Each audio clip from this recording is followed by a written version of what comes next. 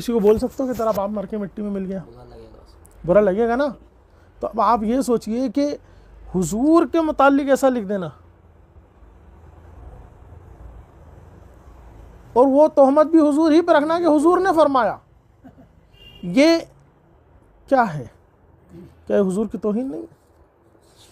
इसके अलावा कई जगह पर हुजूर अलैहिस्सलातु वस्सलाम के इल्म के ताल्लुक़ से लिखा, जहाँ का सारा कारोबार अल्लाह ही के चाहने से होता है, रसूल के चाहने से कुछ नहीं होता। क्या लिखा? रसूल के चाहने से कुछ नहीं होता। अरे बेशक यकीनन कायनात में जो होता है वो अल्लाह ही के चाहने से होता है। वो तो है। लेकिन ये जुमला बोलने की क्या ज़रूरत पड़ रही है नीचे कि रसूल के चाहने से कुछ नहीं होता? अल्लाह तो कुरान में फरमा रहा है, क़द नरा तक़ल्लुब वजहिक फ़िस्समा फ़लनुवल्लियन्नका क़िबलतन तरज़ाहा। महबूब, हम आसमान में तुम्हारा बार बार चेहरा उठाना देख रहे हैं। फ़लनुवल्लियन्नका क़िबलतन, हम ज़रूर तुम्हें उस किबले की तरफ फेर देंगे, तरज़ाहा, जो तुम चाह रहे हो, सूरह बकरा की आयत नंबर 144। जो तुम चाह रहे हो। तो रसूल के चाहने से तो किबला भी बदल जा रहा है। और ये क्या लिख रहा है इस्माइल देहलवी कि रसूल के चाहने से कुछ नहीं होता। तो ये मुतलकन नफ़ी ये कहाँ से लेकर आते हो? हुजूर अलैहिस्सलातु वस्सलाम के बारे में, अंबिया के बारे में, ये सफ़ा नंबर 30 उठा के देखो आप, मखलूक का तज़किरा जिसमें सबको शामिल करके क्या लिखा। और ये यकीन जान लेना चाहिए कि हर मखलूक, बड़ी हो या छोटी, वो अल्लाह की शान के आगे चमार से भी ज़्यादा ज़लील है। तो अंबिया इकराम अलैहिमुस्सलातु वस्सलाम और हुजूर,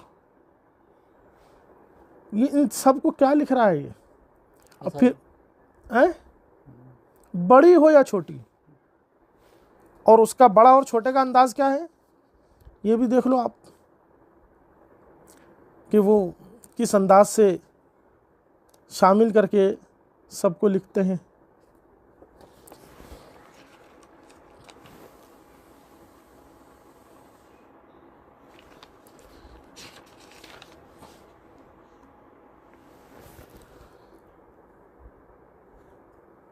ये देखो अंदाज देखें आप। समझना चाहिए कि शिर्क इसी पर मौकूफ़ नहीं कि किसी को अल्लाह के बराबर समझे और उसके मुकाबिल जाने, बल्कि शिर्क के माना है कि जो चीज़ अल्लाह के लिए ख़ास हैं उनको किसी और के लिए करना, जैसे सजदा करना और उसके नाम का जानवर करना और उसकी मन्नत मानना और शक्ल मुश्किल के वक्त पुकारना और हर जगह हाजिर व नाजिर समझना और तसर्रुफ़ व कुदरत साबित करना। तो इन सब बातों से शिर्क साबित होता है। ख़ा इसको अल्लाह से छोटा ही समझें और उसकी मखलूक और उसका बंदा ही समझें, और इस बात में अंबिया, अवलिया, जिन, शैतान, भूत, परी में कुछ फ़र्क नहीं। यानी जिससे कोई ये मामला करेगा वो शिर्क हो जाएगा। तो अब ये बड़ी मखलूक, छोटी मखलूक, यहाँ पर ये अंदाज़ बता रहा है ना कि ये सबको शामिल कर रहे हैं भैया, चाहे अंबिया हो, अवलिया हो, ये हो, वो हो, है।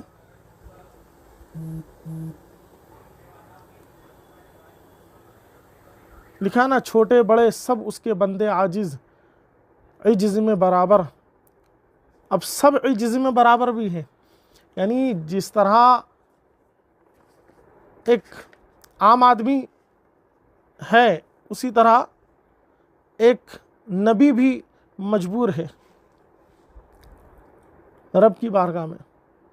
अरे दोनों हैं मखलूक, लेकिन नबी के कहने से डूबा सूरज भी पलट आता है अल्लाह की कुदरत की ज़रिए, है। लेकिन अगर किसी काफिर के कहने पर होता है, किसी आम आदमी के कहने पर कुछ होता है?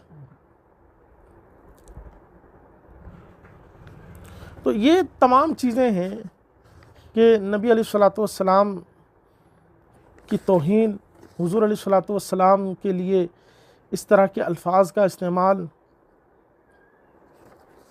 और ये सफ़ा 99 पे देखो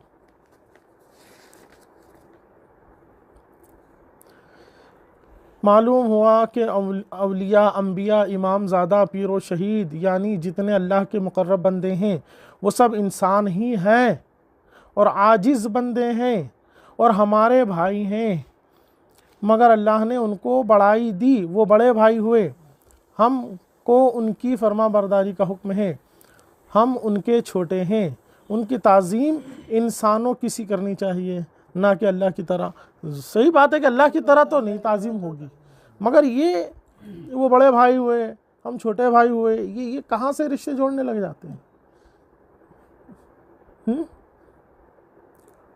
आज किसी जमात का एक बड़ा मौलवी और अल्लामा हो और आम मुसलमान हो, वो अगर कह दें कि मेरे बड़े भाई हैं तो उसको बुरा लगेगा ना। तू क्या और तेरी मेरी क्या जोड़, तो तू मेरे को भाई बनाए बैठा है।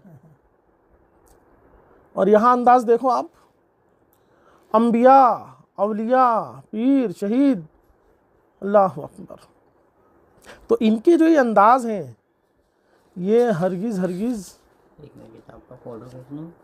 ताज़ीम के अंदाज नहीं, तौहीन के अंदाज है, तक़वियतुल ईमान है। वो तो फोटो खींचना है, आ जाएगी।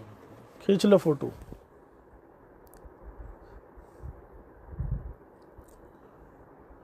और तुम खुद सोचो कि ये बोलियां क्या ईमान वालों की बोली होगी या। इस किताब के बारे में इमाम साहब 18 साल से मैंने भी नहीं सुना बेटा। अरे भैया मैं क्या कह रहा हूँ, आप नहीं सुनोगे। कब से जुड़े हो तुम इनसे?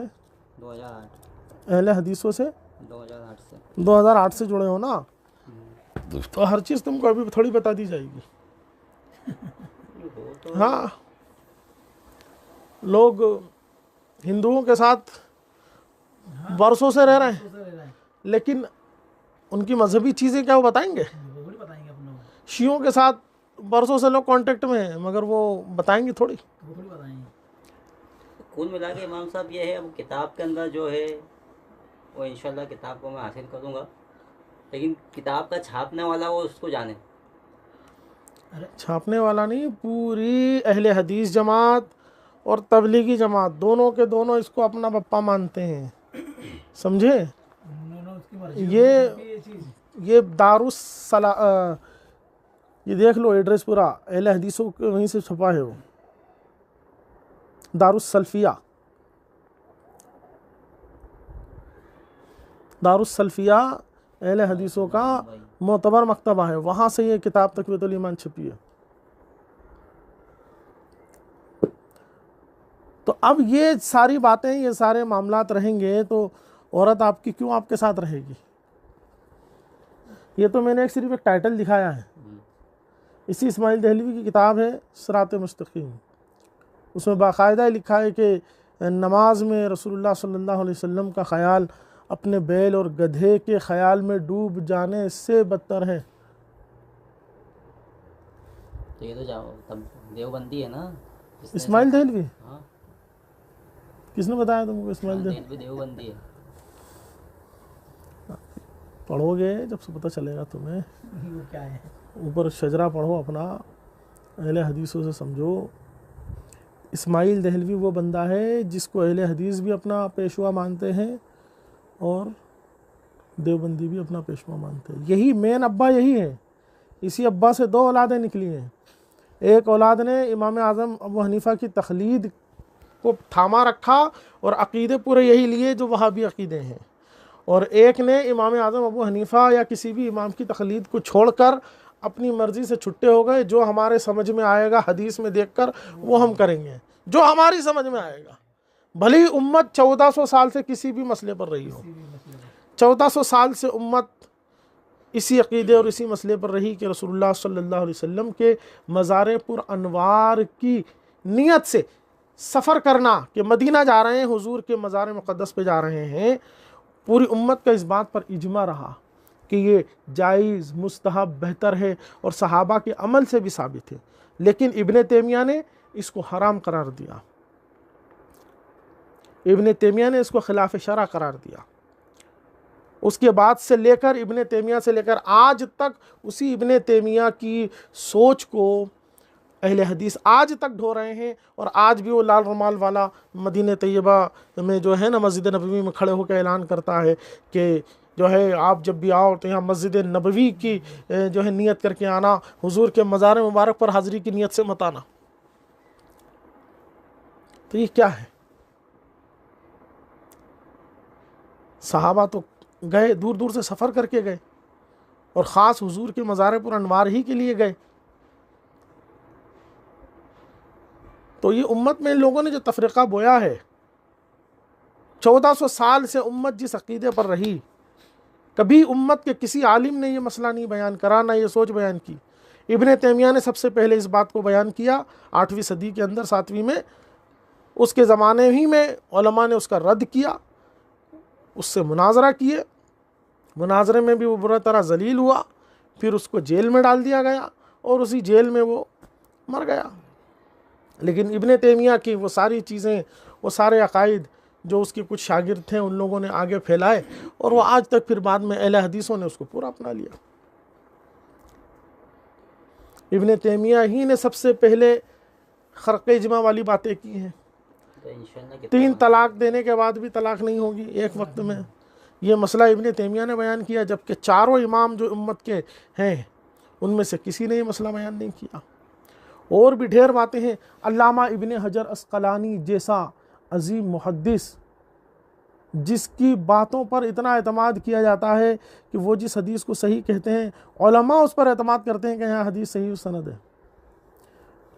अपने तो अपने खुद अहले हदीस उलमा भी अल्लामा इमाम इब्ने हजर अस्क़लानी की बातों पर एतमाद करते हैं, उनका हवाला देते हैं, उनकी तहक़ीक़ात पेश करते हैं। ख़ुद उन्होंने अद्दुर्रुल कामिना उनकी किताब है, उसमें बाकायदा उस इब्ने तैमिया का रद्द किया, उसके तमाम अकायद को बयान किया जो गुमराह कुन अकायद हैं। अल्लाह रब्बुल आलमीन के लिए वो ये अक़ीदा रखता है कि अल्लाह ताला अर्श पर बैठा है, अर्श पर बैठा है और उसके वज़न से अर्श चर चर करता है, उसकी पिंडली है, उसके हाथ हैं, उसकी आँख हैं, और मिंबर से उतरता और लोगों से कहता देखो जैसे मैं मिंबर से उतर रहा हूँ ना, ऐसे अल्लाह रब्बुल आलमीन अर्श से आसमान की तरफ उतरता है। जबकि अल्लाह रब्बुल आलमीन जिस्म से, जिस्मानियत से पाक है। उसके लिए जिस्म मानोगे तो फिर वो हादिस होगा, और जो हादिस होगा वो कदीम नहीं, और जो कदीम नहीं वो खुदा नहीं, क्योंकि हादिस अपने वजूद में किसी ना किसी का मोहताज होता है, और जो मोहताज होगा वो कभी खुदा नहीं हो सकता। तो ये तमाम बातें हैं भाई मेरे, जो अहले हदीस जमात ने इब्ने तैमिया से ली, और आगे इब्ने अब्दुल वहाब नजदी ने भी जो बहुत सारी खुराफातें बकी। तो मैं 2 बड़े नाम बता रहा हूँ तुमको, बल्कि 3 नाम, अल्लामा इब्ने हजर अस्क़लानी, अल्लामा इब्ने हजर हैतमी और अल्लामा तक़ीउद्दीन सुबकी, जिनको मुजद्दिद माना गया है। मुल्ला नज़ीर हुसैन दहलवी जो अहले हदीस जमात का टॉप का लीडर है इंडिया में, उनकी किताब है फतावा नज़ीरिया। मुल्ला नज़ीर दहलवी ने ख़ुद अल्लामा तक़ीउद्दीन सुबकी को फरमाया कि ये वो आलिम है कि जिनके इज्तिहाद पर उलमा का इत्तेफाक़ है कि वाकई ये एक जय्यद आलिम है। ख़ुद इमाम तक़ीउद्दीन सुबकी ने पूरी की पूरी किताब शिफ़ाउस सिक़ाम इब्ने तैमिया के रद्द पर लिखी। इब्ने तैमिया ने जो ये बात कही ना कि हुजूर के मज़ार मुक़द्दस की नियत से सफ़र करना ये हराम है, नाजायज़ है, फ़लाँ है, पूरी एक किताब उन्होंने शिफ़ाउस सिक़ाम उसी के रद्द पर लिखी है। और ये सब मुजस्सिमा एक फ़िरक़ा जो गुज़रा है अल्लाह रब्बुल आलमीन के लिए जिस्म मानता है, तो ये अहले हदीस फ़िरक़ा उन्हीं सब बातों को आज फॉलो कर रहा है। इब्ने तैमिया ने भी उसी को लिया। उसके बाद सिद्दीक़ हसन भोपाली, उसने भी अल-इह्तिवा अला मसअलतिल इस्तिवा पूरी किताब लिखी, और ले दे के बात वही जो अहले सुन्नत के मौक़िफ़ के बिल्कुल ख़िलाफ़ है। ऐसी बातें करना जिससे अल्लाह रब्बुल आलमीन के लिए जिस्म साबित हो, मकान साबित हो, जगह साबित हो, तो ये तो अहले सुन्नत के अक़ीदे के बिल्कुल ख़िलाफ़ है। मसला ये है अक़ीदे का। आप उनसे बात करें इन चीज़ों पर। अहले सुन्नत का 2 ही मौक़िफ़ रहा है, ऐसे मसाइल और ऐसी आयात पर जो आयात मुतशाबिहात हैं कुरान करीम में, जैसे यदुल्लाहि फौक़ा अयदीहिम, तो इन जगहों पर अहले सुन्नत के दो ही मौक़िफ़ हैं। एक तो ये कि इसमें खामोश रहा जाए, जो ज़ाहिर दिख रहा है वो ज़ाहिर तो मुराद हो नहीं सकता, क्योंकि ज़ाहिर मुराद लेंगे तो उसके लिए जिस्म मानना पड़ेगा और वो हो ही नहीं सकता, उसको मानने में फ़साद है। तो फरमाया खामोश रहो। फिर बाद में मुताख़िरीन उलमा ने क्या फरमाया, मसलक तावील इख्तियार किया कि या तो ऐसी तावील करो, ऐसा माना बयान करो जो उसकी शान के लायक हो। तो यदुल्लाहि फौक़ा अयदीहिम, अल्लाह का हाथ है उनके हाथों पर, तो उन्होंने हाथ से मुराद ताईद, हिमायत और हिफाजत मुराद लेकर के बयान किया, क्योंकि जब गुमराहों ने शुकूक को शुबहात डाले, फिर क्या मतलब है, फिर क्या मतलब है, और आवाम के अंदर एक आदत होती है कुरेदने की, क्या मतलब है, क्या मतलब है, अगर नहीं बताया तो ये किसी ना किसी गलत चक्कर में पड़ जाएंगे। इसलिए उलमा ने फिर उसका एक ऐसा माना बयान किया जो किसी फासिद अकीदे की तरफ नहीं जाए, बल्कि सही अकीदे पर बंदा रहे। तो जैसे हमारे यहाँ बोलचाल में कहते हैं उसके ऊपर फलां का हाथ है, उसके ऊपर फलां का हाथ है, तो हर वक्त उसका हाथ उसके ऊपर चलता नहीं रहता, मुराद हिमायत होती है। तो ये दो ही मसलक हैं। लेकिन इब्न तैमिया और ये बात के जितने गैर मुक़ल्लिदीन हैं, इन सब ने इन दोनों से हटकर तीसरा मौक़िफ़ इख्तियार किया कि ये अपने माने हकीकत पर है, यानी जो है लिखा हुआ वही माना जाएगा, वही तर्जमा भी किया जाएगा। तो ये तुम कहाँ से लेकर आए? अइम्मा इस्लाफ में से तो किसी ने ये बात नहीं की। तो गैर मुक़ल्लिदीन के ये अक़ाइद व नज़रियात हैं। शफ़ाअत बिल वजाहत, शफ़ाअत बिल मोहब्बत का इनकार इस्माइल दहलवी ने इस किताब में किया। रसूलुल्लाह सल्लल्लाहु अलैहि वसल्लम को अल्लाह ने जो इल्म ग़ैब अता फरमाया, और इतना अता फरमाया कि दुनिया जहान में कोई उसका अंदाज़ा नहीं लगा सकता, उसका इनकार किया। हुजूर के तसर्रुफ़ात व इख्तियारात जो अल्लाह ने अता फरमाए हैं उनका इनकार कर दिया। वो इल्म जो अहादीस मुतवातिरा से साबित है उसका इनकार कर दिया। तो इतनी सारी चीज़ों के बाद भी ये कहाँ दुरुस्त बचेंगे? तो इल्म गैब के बारे में क्या कहा उन्होंने? किन्होंने? इसका आप बता रहा हो? यही बताया तो मैंने, गैब की बात अल्लाह ही जानता है, रसूल को क्या खबर। ये जुमला लिखा है, ये देखो सफ़ा 96 पर। और एक दूसरे नुस्खे में ये जुमला ऐड है, इसमें एक जुमला कम कर दिया इन्होंने, लेकिन एक पुराना नुस्खा जो छपा उसके अंदर ये लफ्ज़ भी मौजूद है। यहाँ है कि ये ना कहे कि अल्लाह और रसूल ही जाने, ये ना कहें कि अल्लाह और रसूल ही जाने, या फ़लाँ बात में अल्लाह और रसूल का यूँ हुक्म है। ऐसा भी नहीं कह सकते कि नमाज के बारे में अल्लाह और रसूल का ये हुक्म है।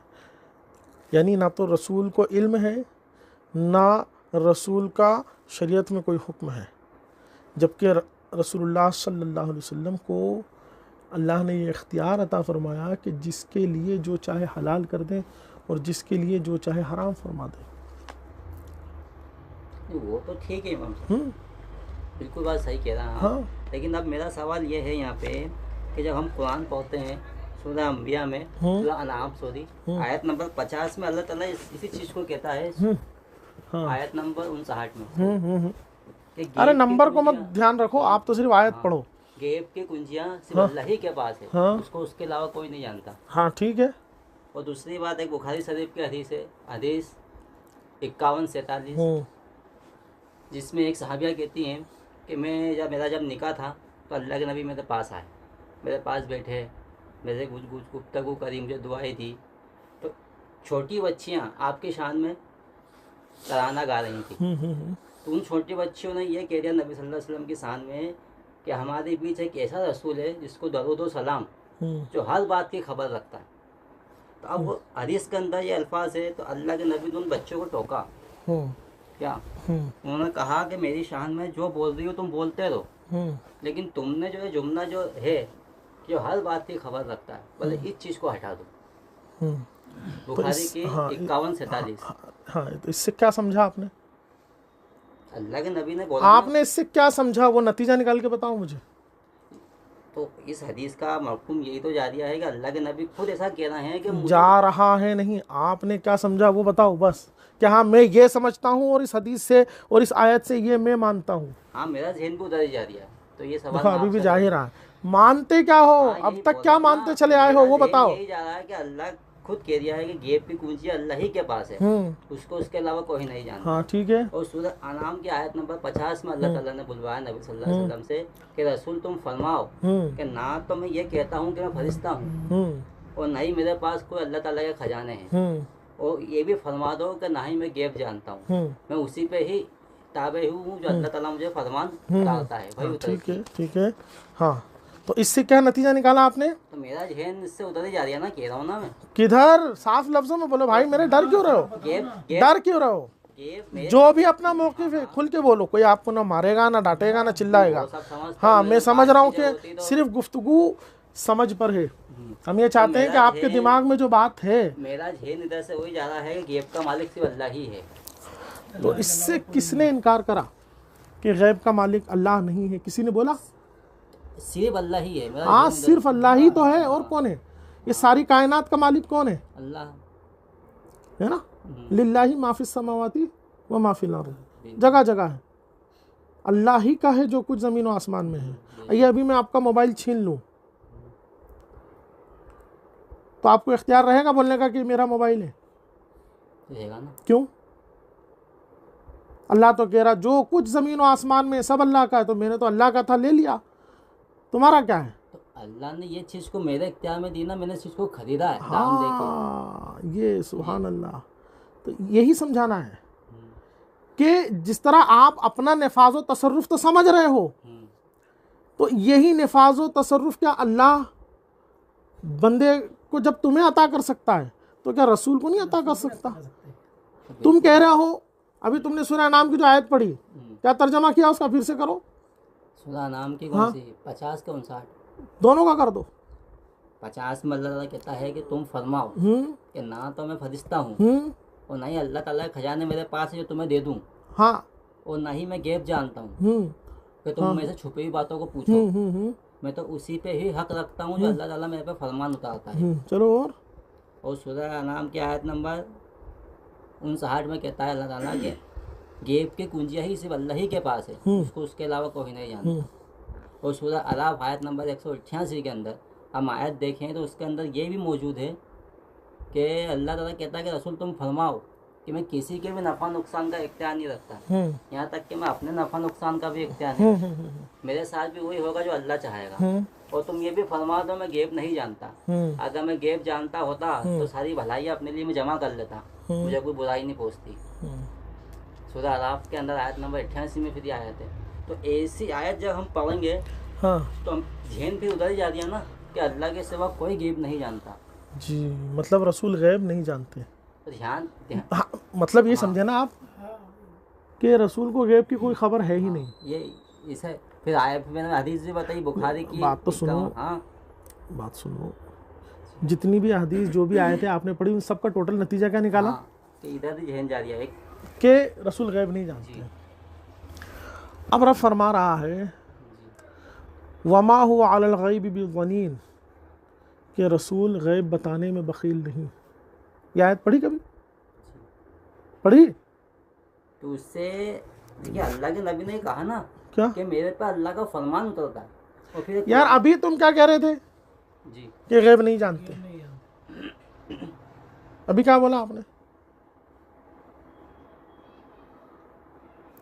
यही तो बात है कि कुरान की जो आयतें तुमने पढ़ी और जो तुमने तर्जमा समझा, इसकी कितनी तफसीर आपने देखी मुझे पहले ये बताइए। आयत का जो मफहूम और जो हदीस तुमने वो बनी नज्जार की जो बच्चियों ने अशार पढ़े, उसकी कितनी आपने शरह और कितनी तफसीर देखी आपने? तफसीर तो बस यही देखी जो एक हक, जो एक मोटी चीज़ है। हक और मोटा और पतला नहीं चल रहा है यहाँ। तफसीर किसका कहते हैं पता है आपको? किसे कहते हैं? उस आयत के लिए समझना कि कैसे नाजिल नहीं तो ये समझना कहाँ से आता है? हदीस से। कोई प्रोफेसर लिखता है? फिर कौन लिखता है? हदीस से पता चलता है। तो तुमने हदीस में क्या देखा? इसकी शरह में कुछ आया हदीस में? यही है कि जब लोग इस आयत की शरह में जो तुम कह रहे हो कि गैब की कुंजियाँ अल्लाह ही के पास है, ये आयत का जो तर्जमा है ये सिर्फ आज के मौलवियों ने समझा, ये 1400 साल से भी उलमा ने और उम्मत ने इस आयत को देखा है। तो आप वही समझना चाहता हूँ, फिर आप क्या कहना चाहते हैं? फिर मैं तो सिर्फ इतना कहना चाहता हूँ कि अपनी अकल और अपनी समझ से तफसीर पे मत चले जाओ कि मेरे ये समझ में आ रहा है या किसी ने तुम्हारे दिमाग में कुछ डाल दिया हो। इमाम फ़खरुद्दीन राज़ी नाम सुना है? कौन है? नाम तो सुना मैंने। इमाम फ़खरुद्दीन राज़ी तफसीर कबीर में, तफसीर इब्ने कबीर, हाँ तफसीर इब्ने कसीर तो हाफिज़ इब्ने कसीर की है। तफसीर कबीर जिसको मफातिहुल गैब भी कहते हैं, वो 30 जिल्दों में रखी है मेरे सामने। उन्होंने बाकायदा इन आयात की तफासिर में बयान फरमाया कि यहाँ मुराद ये है कि जो इस्तिक़लालन मुस्तकिल बग़ैर किसी की अता के ख़ुद से जो इल्म गैब हो वो सिर्फ अल्लाह जानता है। वो तो बनी बात है ना। तो फिर वही बनी बात है। तो मखलूक के लिए कौन सा हुआ? मखलूक के लिए यही हुआ कि जो इल्म अल्लाह ने दिया है उस मखलूक। तो फिर देखो, अभी आप तो कह रहे थे कि गैब जानते ही नहीं है, और आप कह रहे हो कि दिया, तो दिया और जानते ही नहीं का क्या मतलब हुआ? तो अल्लाह के नबी भी कह रहा ना कि मैं उसी पे ही ताबे हूँ, जो अल्लाह मुझे इतना बताया। आप वो जो भी मैंने आपसे नतीजा पूछा था ना, हाँ। कि आपने हासिल कलाम क्या निकाला, तो आपने क्या बोला कि गैब नहीं जानते, ये नतीजा निकाला ना आपने। मैं बार बार इसीलिए पूछ रहा था कि जब गिरफ्त आएगी तो फिर आप भागोगे उधर। जब आप नतीजा बयान कर रहे हैं उस वक्त आप ये क्यों नहीं कह रहे हैं कि नबी भी उतना ही गैब जानते हैं जितना अल्लाह ने अता फरमाया है? ये आपने बोला जुमला नहीं बोला। ये गैर मुक़ल्लिदीन और वहाबियों, मेरी बात सुनो, गैर मुक़ल्लिदीन और वहाबियों का ये आम हाल है। इतने में आदमी अगर आ गया लपेटे में तो अच्छी बात है, तू भी वही समझ ले जो हम बता रहे हैं। और अगर उसने पलट के गिरफ्त कर ली तो अब फिर वो अगला हम दरवाज़ा खोलेंगे कि नहीं वो जितना अल्लाह ने दिया उतना तो है ना। तो ये बात आप पहले क्यों नहीं बोल रहे थे? मैंने और ये कौन बोलता है? ये किसने बोला है कि अल्लाह जो ना दे वो भी रसूल जानते हैं? ऐसा कोई अकीदा रखता है? कोई एक बंदा भी है कायनात में ऐसा? अल्लाह ने जो अल्लाह ने उनको इल्म ना दिया, अल्लाह जो ना दे उसके बावजूद भी रसूल जानते हैं, अल्लाह के देने के मोहताज नहीं है नबी, ये कोई अकीदा रखता है? ऐसा अकीदा नहीं रखता। तो फिर एतराज़ किस पर है? आपका एतराज़ किस पर है? ये जो आयत आप पेश करेंगे, हाँ। किसके खिलाफ पेश करेंगे? उसके खिलाफ जो अल्लाह की अता से गैब मानता है, या उसके खिलाफ जो बिल इस्तिक़लाल खुद से नबी के लिए गैब मानता है अल्लाह की अता के बगैर? यह आयत किसके खिलाफ हुई बताओ? खुद से जो गैब मानता है उसके लिए होगी ना। तो जब हम भी ये मानते हैं कि अल्लाह ने जो अता फरमाया, हाँ, तो इमाम और तुम भी वही मान रहे हो कि जो अल्लाह ने अता फरमाया, तो ये बात अपनों को पहले ही बोलने में क्यों तकलीफ हो जाती है? आदमी को पहला ही जुमला ही निकलना चाहिए कि अल्लाह रब्बुल आलमीन ने अपने फजलो करम से। 50 बोली तो मैंने यही बोला ना, मैं क्या कह रहा हूँ 50, मैंने आपको एक की भी कैद नहीं लगाई। आपने बोला कि ये वाली कि ये वाली, मैंने कहा दोनों पढ़ दो, दोनों सुना दो, और जितनी हो जितनी भी सुना दो। सारी जितनी भी आयात हैं उन सारी आयात का अल्लामा जो है नसीमुर रियाज में अल्लामा शहाबुद्दीन खिफाजी ने बाकायदा इन सारी आयात का निचोड़ और हासिल कलाम अइम्मा दीन से जो है नक़ल है उसको बयान फरमाया कि मुराद इन सारी आयतों में यही है, अल्लाह के दिए बग़ैर मुस्तकिल तौर पर, इस्तिक़लाली तौर पर, ज़ाती तौर पर कोई नहीं जानता। अल्लाह की अता से जानेगा जो भी जानेगा। समझ में आई बात? तो ये जो सब बातें मुतलक़न लिख डालते हैं, रसूल को गैब की खबर नहीं, रसूल को इख्तियार नहीं, तो ये जो मुतलक नफ़ी होती है ये गलत है ना। ये मुतलक जब नफ़ी होगी, आपका कोई इख्तियार नहीं, दुनिया में आपकी कोई मिल्कियत नहीं, जो कुछ है सब अल्लाह का है, तो फिर आपका मोबाइल भी छीन लें, आपके घर पे कब्ज़ा भी कर लें, आपका माल भी लूट लें और कह दे तेरा तो कुछ है ही नहीं, जो कुछ है सब अल्लाह का, देख कुरान में लिखा है। और तुम अगर कुछ समझाने जाओ तो हम कह दें कि तू तो कुरान का मुनकिर है, काफिर हो गया। तो तो क्या बोलोगे, अरे भाई साहब ज़रा समझो तो सही, उस आयत का क्या मतलब है, इस आयत का क्या मतलब है, मुफस्सिरीन ने इस बारे में क्या फरमाया है, ये कहोगे ना। तो ये वहाबी गैर मुक़ल्लिदीन हो या देवबंदी हो, यही धांधल पट्टी चलाते हैं। पहले आयत पेश कर देंगे, तर्जमा पेश कर देंगे, इतने में अगर बंदा लपेटे में आ गया तो बड़ी अच्छी बात, और अगर पलटवार हो गया तो फिर निकलने के लिए सिर्फ एक दरवाज़ा रखते हैं वो कि हाँ हाँ अल्लाह की अता से तो है ना। तो ये पहले आपको बताने में क्या हो रहा था, पहले तो आदमी यही नफ़ी कर रहा है ना, मुतलकन आपने पहले नफ़ी की कि नहीं है, मैंने आयत नहीं है के साथ क्या बोलना चाहिए आपको।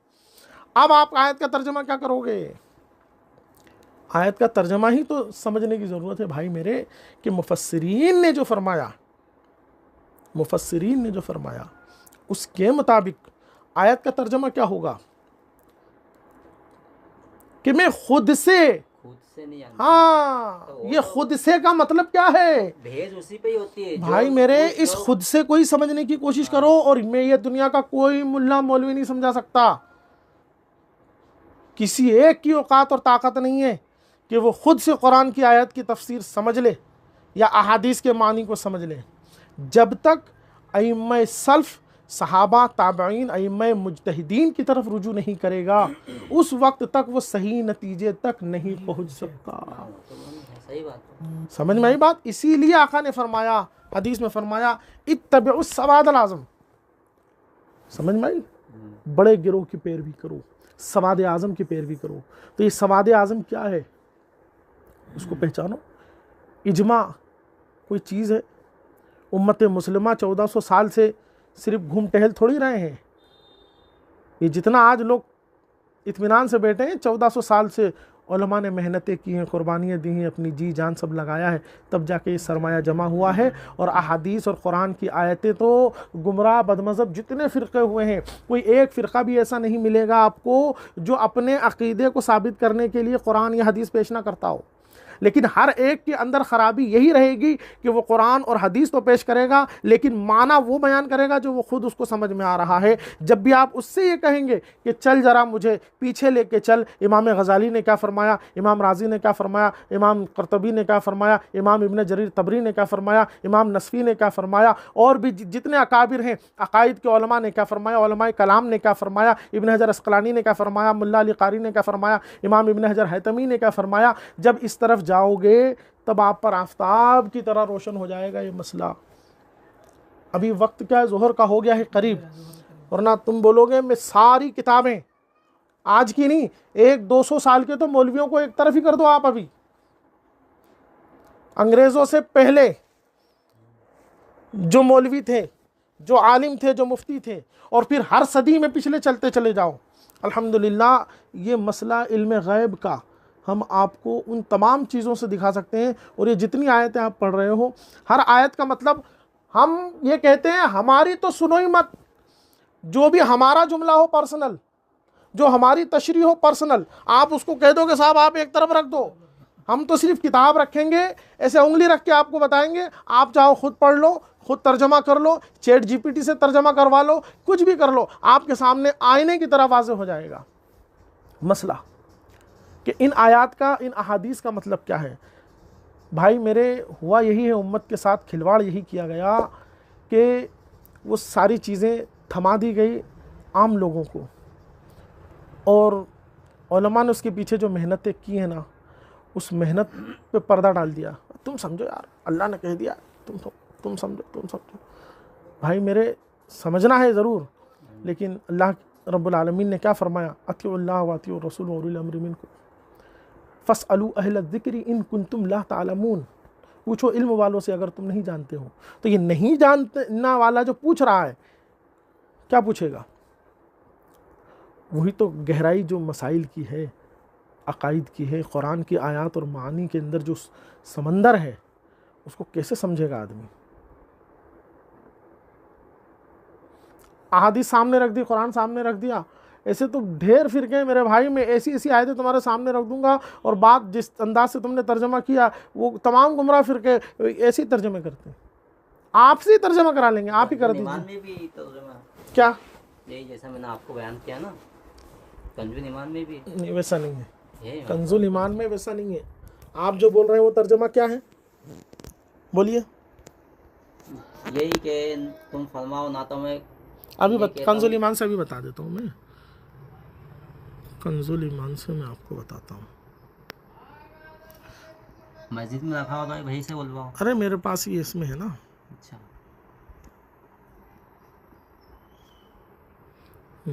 ये कुल ला अक़ूलु लकुम इंदी खज़ाइनुल्लाह। जी। और आप तर्जुमा करें क्या है? वैसे मेरा कहना है कंजून ईमान मेरे पास भी है। इधर देखो तर्जुमा, तुम फरमा दो मैं तुमसे नहीं कहता, मैं तुमसे नहीं कहता, जी तो मैं तुमसे नहीं कहता कि मेरे पास अल्लाह के ख़जाने हैं। जी। तो ना कहना एक अलग बात है, या आपके पास पैसा है लेकिन आप कह नहीं रहे, नहीं कह रहा मैं तुमसे, इससे ना होने की नफ़ी कैसे हो जाएगी? सुने, और ना ये कहूँ कि मैं आप गैब जान लेता हूँ खुद से। एतराज़ कुफ़ारों का, मुशरिकीन का, या किसी का भी जो बनेगा, किस पर बनेगा? या जो फसाद की चीज़ आ रही है वो क्या है?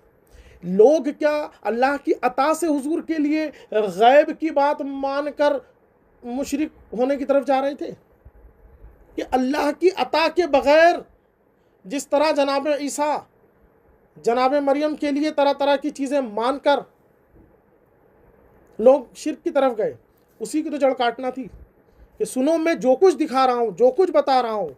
लोग हैरान थे ना हुजूर की खबरें सुनकर, हुजूर के मौजज़ात देखकर।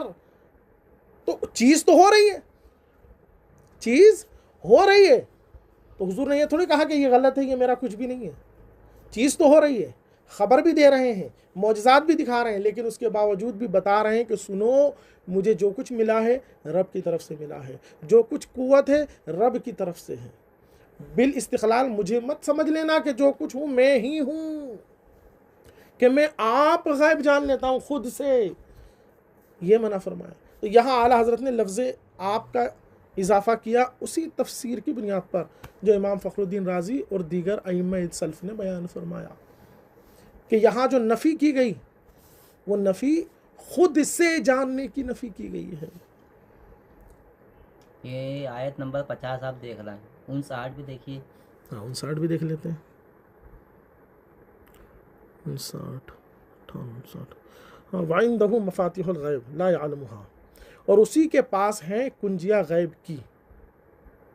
जी हाँ, उन्हें वही जानता है जी। और जानता है जो कुछ खुश्की और तरी में है, और जो पत्ता गिरता है उसे जानता है। जी। हाँ, तो इसमें क्या बताना, ये तो है ही ना, इससे इनकार। हकीकी तो वही जानता है, उसी के पास तो कुंजियाँ हैं, उसी के पास तो खजाने हैं, तो इसका इनकार कौन कर रहा है? भेज इस पे ही होती है इमाम साहब, मैंने देखा ना, भेज इस पे ही होती है। अभी आप जैसे कि आप जो कहा रहे हो, आप इल्म वाले हो तो आप साफ सुथरी बात कर रहे हो। बाकी मैंने लोगों को इसी पे भेज करते हुए देखा है। क्या यही कहते हैं कि अगर उनसे यूँ बोलूँगा नबी अल्लाह के बताने पे जानते हैं तो उस पर भेज करते हैं कि नहीं तुम गलत बोल रहे हो। ऐसा कोई नहीं बोलता। तो भेज हर उस पे आम तो आदमी, तो आप इल्म वाला तो आप भाई कर रहे हो मेरे, साफ सुथरी हर बात। आम आदमी बल्कि उलमा अहले सुन्नत जितनी भी गुफ्तगू करते हैं हर बात में यही लफ्ज़ लेके आते हैं, अल्लाह की अता से, अल्लाह की अता से, अल्लाह की अता से।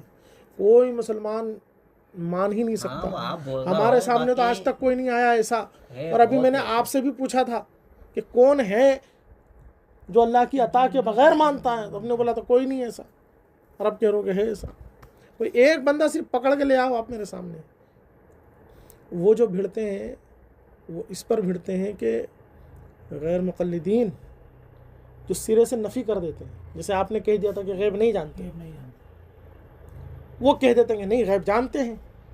तुम कह रहे हो नहीं, वो कह रहे हैं हाँ। तो तुम्हारे नहीं में भी एक बात पोशीदा है और उसके हाँ में भी एक बात पोशीदा है। तुम्हारे नहीं में ये बात पोशीदा है कि अल्लाह की अता के बगैर नहीं जानते हैं, और उसके हाँ में भी ये पोशीदा है कि अल्लाह की अता से जानते हैं। दोनों अधूरी बात बोल रहे हो और लड़ रहे हो। कुरान में अल्लाह ने फरमाया अगर ये बशर का कलाम होता ना तो इसमें टकराव होता। अब कुरान की एक आयत तो कह रही कि गैब की कुंजियाँ सिर्फ अल्लाह ही के पास है? और अल्लाह तबारक व तआला क्या फरमाता है, आलिमुल गैबी फला युज़हिरु अला गैबिही अहदा इल्ला मन इर्तज़ा मिन रसूल। गैब का जानने वाला अल्लाह अपने गैब पर किसी को इत्तला नहीं देता, लेकिन अपने रसूलों को, पसंदीदा रसूलों को। तो अब ये लेकिन पसंदीदा रसूलों को देता है। अब वहाँ क्या फरमाया, गैब सिर्फ अल्लाह जानता है, गैब की कुंजी सिर्फ अल्लाह के पास है। और यहाँ क्या फरमाया कि अपने पसंदीदा रसूलों को अता फरमाता है। तो अब ये तो दोनों आयतों में टकराव हो गया। तो फिर ये क्या बशर का कलाम हो गया?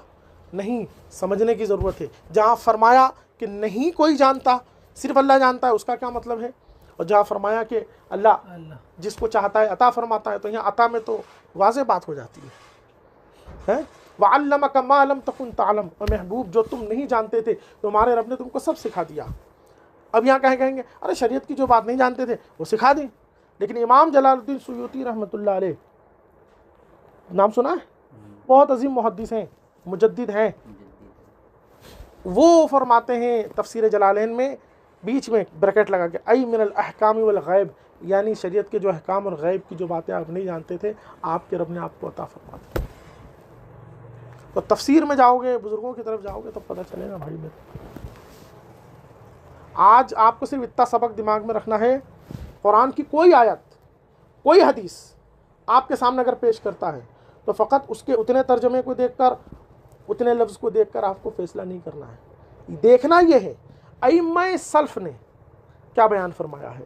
यही अवाम धोखे में ना पड़े कि कुरान इतना ज़ख़ीरा, हदीस इतना ज़ख़ीरा है, अवाम उसमें से क्या ले, क्या छोड़े, क्या पकड़े, अवाम नहीं फ़ैसला कर सकती। इसीलिए हमारे अइम्मा सल्फ़ ने बाकायदा अकाइद पर किताबें लिखी। आप कुरान हदीस में ज़्यादा गौर व फिक्र की आपके अंदर सलाहियत नहीं, देख के पढ़ना याद नहीं, लोगों को यार अपना नाम लिखना याद नहीं, वो क्या समझेंगे। तो उन्हीं के लिए, आसानी के लिए शरह अकाइद नस्फ़ी, अक़ीदत तहाविया है, और बहुत सारी किताबें अकाइद पर हमारे उलमा ने लिखी। अल्लाह एक है, पाक है, बेअयब है, जिस्म से पाक है, जिस्मानियत से पाक है, मकान से पाक है, जहद से पाक है, ये है वो है। तो एक चैप्टर पूरा अल्लाह रब्बुल आलमीन की ज़ात और सिफ़ात के मसाइल लिखती है। दलाइल नहीं लिखे उसमें, सिर्फ लिख दिया कि ये मानना है। नबी कौन है, पूरा नबी के बारे में लिख दिया, हमारे नबी के बारे में लिख दिया, फ़रिश्ते, जिन, किताबें, रसूल, फ़रिश्ते, क़यामत, और तमाम अकाइद को लिख दिया। उसमें दलाइल नहीं लिखे। समझ में आई बात? सिर्फ अकाइद लिख दिए ताकि आप उस पर मजबूती से जम जाएं, अकीदा आपका महफूज रहेगा। आपके पास इतनी सलाहियत नहीं है कि आप कुरान हदीस के अंदर डुबकी लगा सको और उससे निकाल सको, तो कम से कम इतना भी अगर आपने थाम लिया तो आप ये जितनी ये बातें बयान कर रहे हैं अकाइद की या जो भी बातें, आप अकाइद की किताब उठा के देखें, वहाँ आपको मिलेगा। उसकी जो शुरुआत उलमा ने फिर लिखी है उसको उठा के देखें, फिर आपको सारी चीज़ें नज़र आएंगी। मैं तो एक ही बात बोलता हूँ भाई, मेरा अगर कोई पर्सनल जुमला हो उसको उठा के फेंक दो एक तरफ। हमें सिर्फ रसूलुल्लाह सल्लल्लाहु अलैहि वसल्लम की इताअत और हुजूर ने जिनकी इताअत करने का हुक्म दिया है हम उनकी इताअत करेंगे। समझ गए? तो इस पर अपने आप को मजबूती से जमाओ। हर मसले पर मुकम्मल में गुफ्तगू करने को तैयार हूँ, सारी किताबें रख के जो जो आप बोलोगे मैं सब समझाने को तैयार हूँ। लेकिन इन गैर मुक़ल्लिदों के मामलात को समझो। इन्होंने उम्मत को तोड़ा है, जोड़ा नहीं है, तोड़ा है। उस दिन मैंने तुमको बताई थी ना क्लिप कि खुद गैर मुक़ल्लिद उलमा कितने परेशान हो रहे हैं कि 4 की पैरवी से मना किया और फिर खुद से करने का बोला, तो जितने लोग उतने मजहब, जितने लोग उतनी टीम। तो इससे अच्छा तो वो 4 ही थे, ये 4 तो थे कम से कम, यहाँ तो कोई गिनती नहीं बचेगी। हाँ ठीक है, नमाज का टाइम हो गया है। हाँ, दोनों हाथ से मुसाफा करो। हाँ, इस पर भी बात कर लेंगे अपन। हाँ, समझ में आई बात? हाँ ठीक है।